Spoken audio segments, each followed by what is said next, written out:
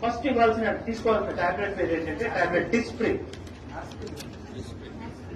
Disprin DISPRIN Disprin. It makes the blood diluted. ఇది రక్తాన్ని పల్సగా చేస్తుంది. ఇది ఏం చేస్తుందో రక్తాన్ని పల్సగా చేస్తుంది. సరే ఎకోస్పిన్ ఆస్పిన్ ఎక్కడైనా సరే మూడు ఒకటే కానీ ఇమీడియట్లీ వాడాల్సింది Disprin. Dispersible aspirin tablet. Immediate గా పనిచేయాలంటే డిస్ప్రిన్ వాడాలి. ఓ 12 గంటల టైం తీసుకోవాలంటే ఎకోస్పిన్ వాడాలి.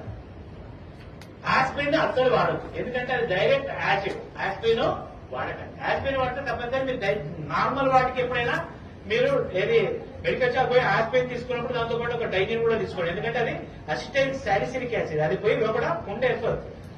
అయితే ఎకోస్పిన్ కార్డియాలజిస్ట్ ఏం చేస్తారంటే హార్ట్ పేషెంట్ కి ఎకోస్పిన్ రాస్తారు. ఎకోస్పిన్ ఫుల్ ఫామ్ ఏంటి? Enteric coated aspirin. అంటే లోపలికి పోయి డైజెస్ట్ అయ్యి పని చేసే టాబ్లెట్ ఎకోస్పిన్.